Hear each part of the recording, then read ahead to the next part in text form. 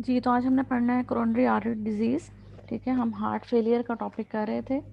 उसकी कल हमने कुछ असेसमेंट देखी थी, एम मोड या 2D पे हम देखें तो हार्ट फेलियर को या हार्ट फेलियर के जो पेशेंट्स उनको किस तरह से असेस करेंगे। आज हमने पढ़ना है कोरोनरी आर्टरी डिजीज़। ठीक है, echo plays an increasingly important role in assessing coronary artery disease. अब आपको ये पता है कि कोरोनरी आर्टरी डिजीज़ क्या होती है।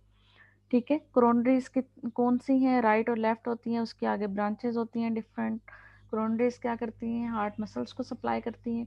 ठीक है, अब रेस्टिंग और स्ट्रेस इको जो कि हमने लास्ट लेक्चर्स में डिस्कस किया था, टेक्निक्स हम यूज़ करते हैं। ठीक है, कोरोनरी आर्टरी डिजीज को असेस करने के लिए इसको हम CAD भी कहते हैं अगर शॉर्ट फॉर्म में हम कहें, assessment of extent of ischaemia और इन्फॉक्शन। कि पेशेंट को अगर इस्कीमिया है या इन्फॉक्शन है तो हम सबसे पहले क्या करेंगे, उसका एक्सटेंट, उसकी क्या है कि वो माइल्ड है, मॉडरेट है, किस लेवल की डिजीज़ है, हम इस चीज़ को असेस करेंगे। उसके बाद हम क्या करते हैं, prediction of artery causing ischaemia, कि इस्कीमिया किस आर्टरी की वजह से हो रहा है उसको प्रिडिक्ट करेंगे, उस आर्टरी को या उस ब्रांच को डायग्नोस करेंगे। ठीक है, मायोकार्डियल इन्फॉक्शन। ठीक है, अब इसमें क्या है, एलवी फंक्शन एक्यूटली और पोस्ट MI, इसको हम असेस करेंगे। फिर हमारे पास क्या है, इस्केमिक कार्डियोमायोपैथी, इसकी वजह से हो सकता है। ठीक है, अगर MI है तो पेशेंट को इस्केमिक कार्डियोमायोपैथी हो सकता है। ठीक है, तो ये हम असेस करेंगे। उसके बाद हमारे पास क्या है, RV इन्फॉक्शन अगर है पेशेंट को, कॉम्प्लिकेशंस ऑफ MI, पेशेंट को पहले MI हुआ उसमें कौन सी कॉम्प्लिकेशंस हो सकती हैं, VST है जैसे म्यूरल थ्रोम्बस है, LV एनोरिज्म है, pseudo एनोरिज्म्स हैं, या इफ्यूजन है या रप्चर है, तो ये डिफरेंट कॉम्प्लिकेशंस आ जाती हैं कि एक पेशेंट को पहले MI हुआ था और MI के बाद उसको किस तरह की कॉम्प्लिकेशंस आएंगे। इन चीज़ों को असेस करने के लिए हम क्या करते हैं, रेस्ट में या फिर स्ट्रेस में इको टेक्निक्स यूज़ करते हैं। ठीक है, उसके बाद कोरोनरी आर्टरीज की एब्नॉर्मेलिटीज हो सकती हैं जिसमें एनोरिज्म हो सकता है, एनोमलस ओरिजिन हो सकता है। एनोमलस ओरिजिन डेफिनेटली क्या होगा, कंजेनिटल डिजीज होगी। ठीक है, तो वो हम कर सकते हैं। और एनोमलस जो ओरिजिन है वो हमने से करना है ट्रांस थोरेसिक इको। ठीक है, या फिर TOE भी हम इसके लिए यूज़ कर सकते हैं। ठीक है, एनोमलस ओरिजिन में क्या होगा कि आर्टरीज का जो मेन ओरिजिन है या पॉइंट है जहाँ से आर्टरीज निकलती हैं वहाँ से नहीं है। ठीक है, किसी और पॉइंट से है, तो ये डेफिनेटली क्या होगा, कंजेनिटल डिजीज हो सकती है। Chest pain with normal coronaries, patient को चेस्ट पेन है, कंप्लेन आ रही है, लेकिन कोरोनरीज जो वो नॉर्मल है, तो उसमें क्या हो सकता है, एओर्टिक स्टेनोसिस हो सकता है पेशेंट को। ठीक है, उसके बाद HCM हो सकता है या फिर MV प्रोलैप्स हो सकता है। उसके बाद इस्कीमिया अगर पेशेंट को है, हमने कहा था कि पेशेंट को इस्कीमिया हो सकता है, हम उसका एक्सटेंट जो है वो क्या करेंगे, असेस करेंगे। अगर इस्कीमिया है तो हम उसको किस तरह से असेस करेंगे। Ischaemia results in immediate changes which can be detected by echo. ठीक है, अब इसमें क्या चेंजेस होंगी जो इको पे हमने डिटेक्ट करनी है। सबसे पहले हमारे पास क्या चीज़ आ सकती है, abnormalities of wall motion. Wall motion हमने कहा था कि या तो नॉर्मल होगी या फिर हाइपोकाइनेटिक हो सकती है, एकाइनेटिक हो सकती है, या फिर डिस्काइनेटिक हो सकती है। ठीक है, हाइपो में कम होगी, ए में बिल्कुल एब्सेंट होगी, और डिस्काइनेटिक में क्या होती है कि जो नॉर्मल मोशन है उसके ऑपोजिट होगी। ठीक है, तो ये इस्कीमिया में हो सकता है कि एब्नॉर्मेलिटीज हमें मिल सकती हैं किसकी, वॉल मोशन की। उसके बाद हम कहते हैं एब्नॉर्मेलिटीज ऑफ वॉल थिकनिंग। ठीक है, ये हमने कल भी बात की थी कि वॉल थिन हो सकती है या थिक हो सकती है। ठीक है, रिड्यूस और एब्सेंट सिस्टोलिक थिकनिंग।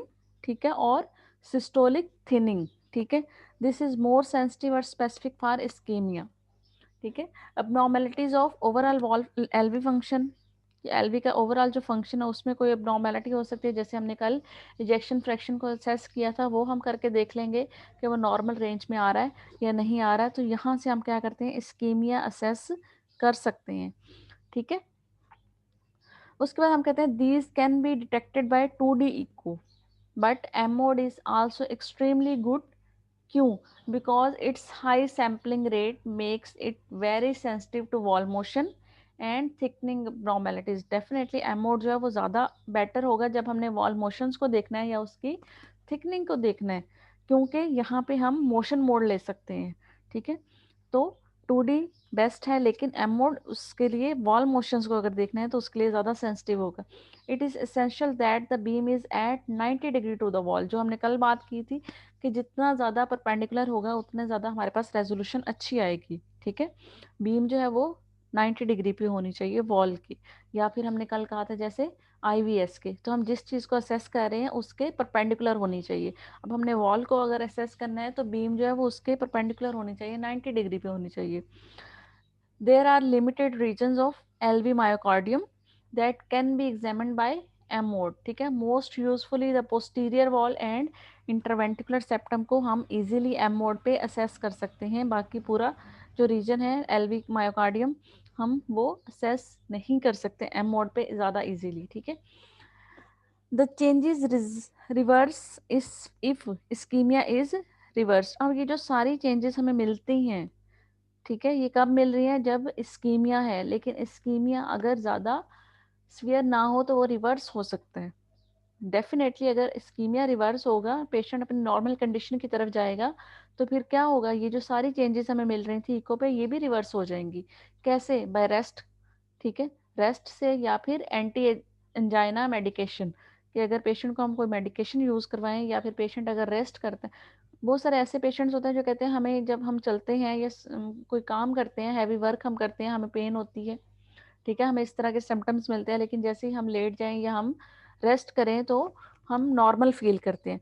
तो ऐसे केसेस में क्या हो सकता है कि इस्कीमिया जो वो रिवर्स हो गया है, तो वो चेंजेस जो है वो ख़त्म हो जाती हैं. इसीलिए हम क्या करते हैं इन केसेस में कि हम स्ट्रेस इको करवा के देखते हैं कि रेस्ट में क्या कंडीशंस है पेशेंट की, क्या हमें सिम्टम्स मिल रहे हैं, क्या डायग्नोसिस आ रहा है, और स्ट्रेस में हमें किस तरह का डायग्नोसिस मिलेगा.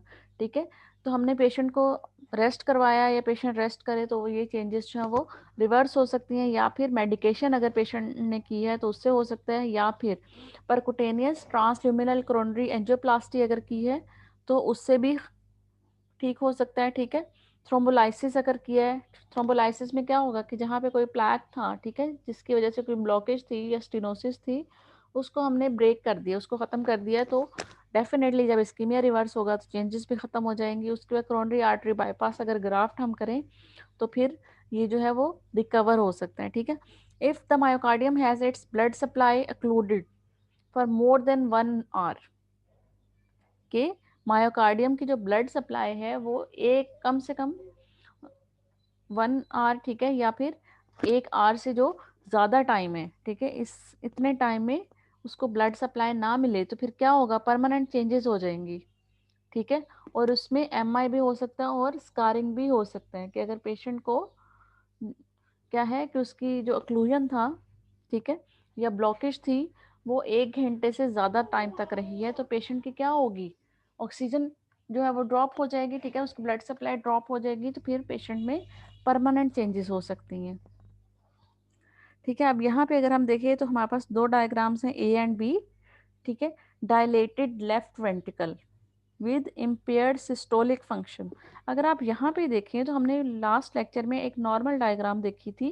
ठीक है, जब हमने कहा था कि हम कैविटी के साइज को मेजर करेंगे, ये हमारे पास क्या इंटरवेंट्रिकुलर सेप्टम है, ये है LV पोस्टीरियर वॉल, इनके दरमियान में जो डिफरेंस है ये हमारे पास है कैविटी. ठीक है, अब नॉर्मल कैविटी कितना साइज है? ठीक है, उसके बाद हमने कहा था कि हम क्या करते हैं, सिस्टोलिक और एंड डायसिस्टोलिक वैल्यूज़ को मेजर करते हैं और देखते हैं कि नॉर्मल रेंज में आ रहे हैं या नहीं. तो अगर आप यहाँ पे देखें तो डेफिनेटली ये नॉर्मल रेंज से अबव है, तो यहाँ पे इसलिए हम कहते हैं कि डायलेटेड लेफ्ट वेंट्रिकल है. ठीक है, उसके बाद हम कहते हैं प्रिडिक्शन ऑफ आर्टरी इन्वॉल्व्ड, कि कौन सी आर्टरी इन्वॉल्व है. This is done by dividing the LV into segments. ठीक है, कि हमने LV को सेगमेंट्स में डिवाइड कर दिए.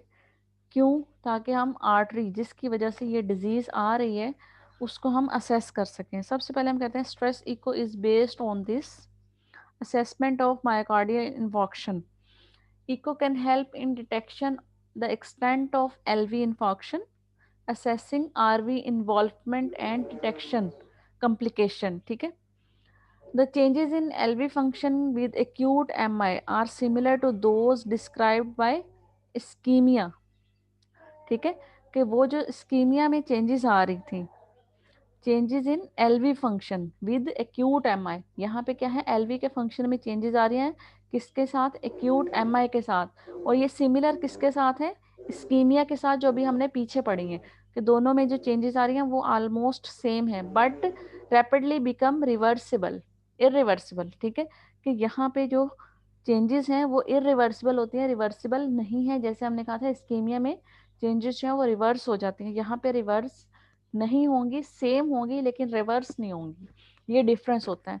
Detection of RV involvement is important in determining treatment and prognosis, कि अगर आरवी की इन्वॉल्वमेंट हो रही है तो उसको हमने असेस करना है ताकि हम फर्दर जो ट्रीटमेंट प्लान कर रहे हैं, प्रोग्नोसिस है, वो हम देख सकेंगे। एक सर्जरी अगर हम करते हैं तो उसका सक्सेस रेट कितना है, इस चीज़ को हम असेस कर सकें। ठीक है, उसके बाद हम कहते हैं कॉम्प्लिकेशंस ऑफ मायोकार्डियल इंफार्क्शन। इसमें कौन कौन सी कॉम्प्लिकेशंस आ जाती हैं, many of complications of acute MI can be detected by echo. सबसे पहले अगर हम देखें तो acute heart failure due to extensive MI, this leads to pump failure which में रिजल्ट्स इन कार्डियोजेनिक शॉक। कि एक्यूट हार्ट फेलियर हो गया है अगर एक्सटेंसिव एमआई था, तो हार्ट फेलियर में क्या होता है, पंप फेलियर हो जाता है। ठीक है, echo shows severe LV impairment. जब हम हार्ट फेलियर की बात करते हैं या हम पंप फेलियर की बात करते हैं या हम हार्ट फंक्शन की बात करते हैं तो हम एलवी फंक्शन देखते हैं। अगर एलवी में इम्पेयरमेंट होगी तो डेफिनेटली वो पंप फेलियर की तरफ जाएगा। In the following two complications, acute MR and acute VSD, LV systolic function is very active. ठीक है, कि अगर दो ऐसी कॉम्प्लिकेशन जिनमें एमआर हो, ठीक है, या फिर वीएसटी हो, तो वहां पे एलवी सिस्टोलिक जो फंक्शन होता है वो एक्टिव होता है, ज्यादा एक्टिव होता है। ठीक है, एज कंपेयर टू एमआई के केसेस में जहाँ पे एलवी का फंक्शन जो है वो क्या हो जाता है, कम हो जाता है, इम्पेयर्ड हो जाता है। Acute MR, this may be due to papillary muscle dysfunction. ठीक है, एमआर में क्या होगा, माइट्रो रिगर्जिटेशन होगी। अगर पेपिलरी मसल जो है वो उसमें डिसफंक्शन हो या फिर वो रप्चर हो तो फिर एक्यूट एमआर हो सकता है। ठीक है, अब इसमें क्या होता है कि ये हमें 2D इको पे नज़र आ जाएगा। ठीक है, लेकिन हम इसके लिए आगे एम एम मोड या फिर डॉपलर भी कर सकते हैं। ठीक है, there may be a flail MV leaflet. अब अगर हम 2D पे देखें तो हम इसके एनाटमी असेस कर सकते हैं कि लीफलेट की वजह से एमआर आ रहा है या किसी और वजह से आ रहा है। ठीक है, क्या है कि there may be a flail MV mitral valve leaflet. The MR jet can be seen on continuous wave और color flow mapping. डेफिनेटली हम अगर हमने जेट देखना है तो हमें वहाँ पे डॉपलर यूज़ करना पड़ेगा। उसके बाद एक्यूट अगर वीएसटी हो तो उसमें क्या होगा, this is often near the cardiac apex and is more common in inferior and RV infarction. ठीक है, a discontinuity in the interventricular septum, वो तो हमें नजर आ जाएगी 2D पे। ठीक है, जो कि हम एपिकल 4 चैम्बर में, पैरास्टर्नल लॉन्ग एक्सिस में या फिर शॉर्ट एक्सिस में देख सकते हैं कि हमें वहाँ पे एक होल नजर आता है, डिसकंटिन्यूटी नजर आती है इंटरवेंटिकुलर सेप्टम में। ठीक है, उसके बाद हम क्या करेंगे, कलर फ्लो मैपिंग यूज करेंगे, या जहाँ पे हमें कलर नजर आएगा, मैप नजर आएगा। ठीक है, हमें क्या होगा कि कलर की एक डायरेक्शन नजर आएगी कि ब्लड जो है वो इस साइड से यहाँ पे जा रहा है। ठीक है, उसके बाद हम पल्स वेव डॉपलर अगर हम यूज करें, move along the RV side of the interventricular septum, किस में, पैरास्टाइनल लॉन्ग एक्सिस में या फिर एपिकल 4 चैम्बर व्यू में, तो उसमें हमें क्या नजर आएगा, जेट नजर आएगा। ठीक है, उसके बाद हमारे पास म्यूरल थ्रोम्बस आ जाता है। ठीक है, इसको हम 2D पे देखेंगे। ठीक है, म्यूरल थ्रोम्बस को, it is usually located near an infarcted, कि जो सेगमेंट जिसमें इन्फॉक्शन है वहाँ पे हमें नज़र आता है, या फिर जहाँ पे एनोरिज्म पड़ा होता है वहाँ पे हमें मोस्टली म्यूरल थ्रोम्बस नज़र आता है। ये एनाटमी के लिहाज से है, तो हम इसको सबसे पहले 2D पे असेस करेंगे। उसके बाद हमारे पास एलवी एनोरिज्म आ जाता है। अब एलवी एनोरिज्म को अगर हमने असेस करना है तो हम क्या करेंगे, मोस्ट फ्रीक्वेंटली सीन एट और नियर द एपेक्स। सबसे पहले हमें ये पता होना चाहिए कि ये डिजीज अगर आ रही है या कॉम्प्लिकेशन कोई आ रही है तो वो फ्रीक्वेंटली किस जगह पे हो सकती है, तो हम पहले सबसे पहले उस जगह को असेस करेंगे। तो यहाँ पे अगर हम कहें तो एलवी जो एनोरिज्म होते हैं वो मोस्टली एपेक्स के पास होते हैं। ठीक है, तो हम एपेक्स को सबसे पहले असेस करेंगे। More common in anterior than inferior M I. ठीक है, most best seen on 2D echo, ठीक है, दीज कैन कैरी उसके बाद these can vary in size from small to very large. अब एनोरिज्म है तो वो डिफरेंट साइज के हो सकते हैं, या तो बहुत स्मॉल भी हो सकता है या फिर बहुत लार्ज भी हो सकता है, ठीक है। Sometimes larger than the LV size, कि एलवी के साइज से भी बड़ा हो सकता है एलवी एनोरिज्म, ठीक है। और इसको हम सबसे पहले असेस किस पे करेंगे, 2D पे।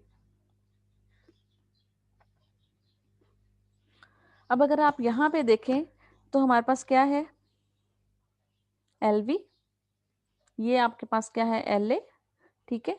अब यहाँ पे हम कहते हैं कि पेपिलरी मसल रप्चर, तो उसकी वजह से क्या है, एक्यूट मायोकार्डियल इन्फॉक्शन। अब यहाँ पे अगर आप देखें तो ये पेपिलरी मसल आ रहे हैं जो एलवी में होते हैं, ठीक है। अब इसमें रप्चर है तो उसकी वजह से क्या हो रहा है, एक्यूट मायोकार्डियल इन्फॉक्शन, ठीक है। The muscle and the posterior mitral valve leaflet can be seen to prolapse into the left atrium, ठीक है। अब हम ये देखें तो ये हमारे पास कौन सी स्टडी है, TOE है, ठीक है। अब यहाँ पे अगर आप देखें तो ये LV है, ये LA है, ठीक है।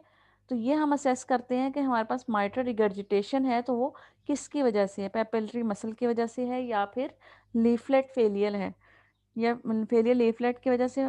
अब ये हमारे पास क्या है, 2D इमेज है, इसको हम क्या कर सकते हैं, एम मोड पे भी देख सकते हैं। सबसे पहले हम 2D पे असेस करेंगे, फिर हमने जब जेट देखना है या डायरेक्शन देखनी है ब्लड की कि रिगर्ज है तो किस लेवल तक जा रहा है, तो फिर हम क्या करते हैं, कलर फ्लो मैपिंग यूज़ करते हैं। उसके बाद प्सीडो एनोरिज्म हो सकते हैं जिसको हम फॉल्स एनोरिज्म भी कर सकते हैं, कह सकते हैं। ये रेयर होते हैं, बहुत ज़्यादा कॉमन नहीं होते। और ये कब होते हैं, it follows rupture of the LV free wall and leads to the hemopericardium। अब हीमोपेरिकार्डियम क्या होता है, blood in the pericardial space, ठीक है। तो इसकी वजह से क्या हो सकता है, टेम्पोनेट हो सकता है, और क्या होता है, ये रैपिडली फाइटल मीन्स के पेशेंट की रैपिडली डेथ हो सकती है अगर ये सिचुएशन पेशेंट में आ जाए। लेकिन ये क्या है कि मोस्ट कॉमन नहीं है, रेयर केसेस होते हैं, कि बहुत कम केसेस में ऐसा हो सकता है। उसके बाद हम कहते हैं sometimes the hemopericardium clots and seal off the hole in the LV and a false aneurysm forms, ठीक है। कि हीमोपेरिकार्डियम था, उसके जो क्लॉट्स हैं उसने क्या किए, सील कर दिया किसको, एलवी को, ठीक है। और उसकी वजह से क्या होता है कि फॉल्स एनोरिज्म जो है वो बन जाती हैं, ठीक है। 2D echo is a good way to diagnose this. It is important to detect and it needs urgent surgical resection before it ruptures। कि अगर रप्चर हो जाएगा तो डेफिनेटली क्या हो सकता है कि पेशेंट के लिए ये ज़्यादा डेंजरस है। तो जैसे ही हम इसको डिटेक्ट करते हैं हमें सर्जिकल रिसेक्शन की, इसको रिमूव करने की ज़रूरत होती है। It can be difficult to distinguish it from a true aneurysm, ठीक है। But the communicating neck is usually narrower than the diameter of the aneurysm. क्या हमने क्या करना है, जो फॉल्स एनोरिज्म है ट्रू एनोरिज्म से उसको क्या करना है, डिस्टिंग्विश करना है, डिफ्रेंशिएट करना है। तो इसमें क्या होता है, कम्युनिकेटिंग जो नेक होती है वो नैरो होती है एज कम्पेयर टू जो नॉर्मल डायमीटर होता है एनोरिज्म का, ठीक है। And the walls are thinner and its size changes in the cardiac cycle. कि जब सिस्टोल और डायसिस्टोल होता है तो फिर इसमें साइज चेंज होता है, ठीक है। इसकी वॉल्स थिन होती हैं और इसकी नेक का जो डायमीटर होता है वो नॉर्मल एनोरिज्म के डायमीटर से कम होता है। तो ये पॉइंट्स आते हैं फॉल्स एनोरिज्म में। तो इस बिहाफ पे हम इसको डिफ्रेंशिएट करते हैं ट्रू एनोरिज्म से, ठीक है। ये इनके डिफ्रेंशिएटिंग फीचर्स हैं। उसके बाद अगर हम कहें कि पेरिकार्डियल इफ्यूजन क्या है, complicating MI can be detected by M mode और 2D इको, पेरिकार्डियल इफ्यूजन हो सकता है, ठीक है। उसके बाद myocardial function after MI, this gives an indication of prognosis. The scarred myocardium is seen as a thin segment, जहाँ पे स्कार होगा वहाँ पे डेफिनेटली वो एरिया जो होगा मायोकार्डियम का वो थिन हो जाएगा, ठीक है। Which does not thicken during systole, ठीक है, और हैज़ अ एबनॉर्मल मोशन। तो यहाँ पे क्या होता है कि अगर पेशेंट को एमआई है उसकी वजह से पेशेंट को मायोकार्डियम में स्कार हो सकता है, जिस पोर्शन में स्कार होगा वो एरिया थिन हो सकता है, ठीक है, और जब थिन होगा तो वो सिस्टोल और डायासिस्टोल जब होता है तो उसकी थिकनेस में कोई भी चेंज नहीं आता और उसकी मोशन जो है वो abnormal होती है, ठीक है। Echo can assess the extent of M I and evaluate LV systolic and diastolic function and look at residual complications, ठीक है। मायोकार्डियल हाइबरनेशन या स्टनिंग क्या होती है? The heart is critically dependent upon its blood supply.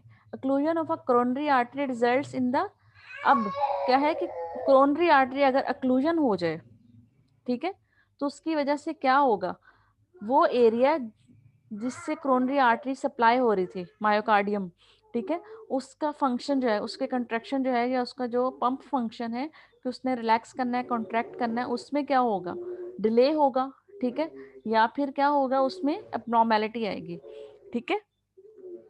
अब myocardial जो sales हैं उनकी डेथ हो सकती है usually occur after 15 minutes of ischaemia, कि अगर 15 मिनट्स तक इस्कीमिया रह जाए, ठीक है, इस्कीमिया में क्या होता है कि उस एरिया की, उन सेल्स की, उन टिश्यूज की ऑक्सीजन सप्लाई जो होती है वो बंद हो जाती है, क्योंकि कोरोनरी आर्टरी जो है ओक्लूडेड है।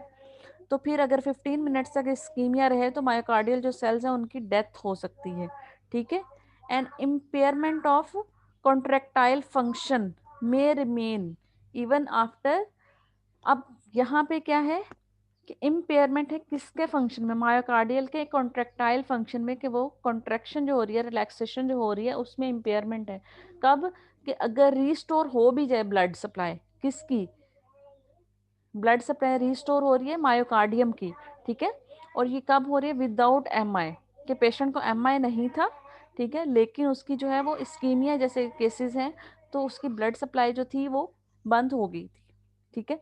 जब ब्लड सप्लाई नहीं होगी तो फिर क्या होगा, इम्पेयरमेंट होगी उसके कॉन्ट्रेक्टाइल फंक्शन में, और वो कब तक रहती है, बाद तक रहती है, इवन कि ब्लड सप्लाई जो है वो दोबारा से रीस्टोर हो जाए, ठीक है। अब इसकी वजह से क्या होगा, this effect has been termed myocardial stunning, stunned heart, के मायोकार्डियम जो है वो स्टनिंग हो गई हुई है, ठीक है, सेल जो है वो डेथ नहीं हुई लेकिन बिल्कुल स्टंट है, ठीक है, और वो हमें ऐसा लग रहा है कि सेल्स की जो है वो मायोकार्डियल जो सेल्स हैं उनकी डेथ हो गई हुई है, ठीक है, लेकिन वो मायोकार्डियल स्टनिंग होती है क्योंकि उनको नॉर्मल जो फंक्शन है वो रिस्टोर नहीं हुआ after restoration of blood supply, ठीक है। It may cause reversible systolic और डायसिस्टोलिक डिसफंक्शन, ठीक है, रिवर्सिबल के वो दोबारा से रिवर्स हो सकते हैं, ठीक है। Aldous stunt myocardium is viable, यहाँ पे देखें कि जो स्टंट मायोकार्डियम है वो वाइबल है, सेल डेथ नहीं हुई है, ठीक है, normal function may not be regain for up to 2 weeks, कि नॉर्मल फंक्शन जो है वो 2 वीक्स तक वो नहीं प्ले कर सकते, लेकिन सेल जो है वो वाइबल है लेकिन स्टनिंग फॉर्म में है, ठीक है, स्टंट है, रुका हुआ है हार्ट समझो। Recurrent episodes of ischemia may result in the loss of normal function of the heart, and the term hibernating myocardium, जिसको hibernation, has been applied to a similar condition। तो ये डिफरेंस होता है हाइबरनेशन में और stunning में, ठीक है। Echo assessment of coronary artery anatomy. Echo is not yet able to give a very accurate assessment of most parts of the coronary anatomy. Definitely जो उसकी छोटी ब्रांचेस होती हैं उनको easily हम echo से assess नहीं कर सकते. The origin of the left and right coronary arteries may be seen in some transthoracic echo studies by using modified parasternal short axis view. ठीक है, और किस लेवल पे, एओर्टिक वेल्व के लेवल पे, क्योंकि क्या होता है, एओर्टा की रूट से निकलती हैं दोनों कोरोनरीज राइट और लेफ्ट, तो हम इस लेवल पे उनकी रूट्स को, ओरिजिन को असेस कर सकते हैं, ठीक है। Abnormalities are more likely to be seen during TOE, जैसे anomalous of origin of coronary arteries, के ओरिजिन जो है वो एओर्टा की बजाय पल्मोनरी आर्टरी से है, तो इसको हम कहते हैं anomalous origin of coronary arteries, इसको हम टीओई से ऑब्जर्व कर सकते हैं। या फिर कोरोनरी आर्टरी में कोई फिस्ट्यूला है, ठीक है, या कोई एनोरिज्म है, ठीक है, तो ये हम कैसे असेस करेंगे, टीओई से, ठीक है। उसके बाद हम कहते हैं useful information from echo in patients with heart failure. Left ventricle की अगर हम सबसे पहले देखें तो हम डायमेंशंस लेते हैं, किसमें, सिस्टोलिक एंड डायसिस्टोल में, ठीक है। Systolic function and N indication of fractional shortening and ejection fraction. जो सिस्टोलिक फंक्शन है उससे हमें इंडिकेशन मिलेगी फ्रैक्शनल शॉर्टनिंग की और इजेक्शन फ्रैक्शन की, वो नॉर्मल है या नहीं है। उसके बाद रीजनल और ग्लोबुलर वॉल मोशन एबनॉर्मेलिटीज हम देखेंगे, उससे हमें क्या मिलता है, evidence of previous infarction, ischaemia और एनोरिज्म। अगर हम वॉल मोशन को ऑब्जर्व करें तो हमें वहाँ से डिफरेंट एविडेंस मिल सकते हैं कि पेशेंट को पहले कौन सी डिजीज थी या है। उसके बाद वॉल थिकनेस हम देखते हैं, ठीक है। कॉन्सेंट्रिक हाइपरट्रॉफी हम इससे असेस कर सकते हैं, या फिर पेशेंट को हाइपरटेंशन है या एसिमेट्रिकल हाइपरट्रॉफी वगैरह है जिसको HCM वगैरह कहते हैं, तो ये हम वॉल थिकनेस से देख सकते हैं, ठीक है। उसके बाद evidence of diastolic heart failure अगर पेशेंट को है तो वो हम यहाँ से असेस कर सकते हैं, ठीक है। उसके बाद अगर हम वेल्व को देखें तो एओर्टिक स्टेनोसिस हो सकती है या रिगर्जिटेशन हम असेस कर सकते हैं, माइट्रल रिगर्जिटेशन हो सकती है या फिर माइट्रल स्टेनोसिस हो सकती है। पेरिकार्डियम में अगर हम देखें तो हमें एफ्यूजन मिल सकती है, कॉन्स्ट्रिक्शन मिल सकती है या फिर इकोसुजेशन ऑफ कार्डिक टेम्पोनेट हमें मिल सकता है, ठीक है। उसके बाद राइट हार्ट को अगर हम देखें तो राइट वेंट्रिकल डायमेंशंस हैं, ठीक है, या फिर PHT है, ठीक है, estimation of PASP by Doppler assessment of TR, ठीक है। उसके बाद हमारे पास जो लास्ट पे रह जाता है वो लेफ्ट वेंट्रिकल है। इसके डायमेंशंस में सबसे पहले अगर हम देखें तो पार्टिकुलरली इफ AF और प्लान कार्डियोवर्जन, ठीक है, या फिर इंट्राकार्डिक थ्रोम्बस हम असेस करेंगे, या फिर changes in heart size and function in response to therapy. अब थेरेपी डिफरेंट हो सकती है कि पेशेंट को ये थेरेपी अप्लाई किया उसके बाद पेशेंट के हार्ट साइज में या फंक्शन में क्या चेंजेस आई हैं, ये थेरेपी के बाद नॉर्मल की तरफ जा रहा है या फिर पेशेंट की सेम कंडीशन है, तो उसको हम असेस कर सकते हैं, ठीक है। तो यहाँ पे ये हमारा हार्ट फेलियर का टॉपिक एंड हो जाता है।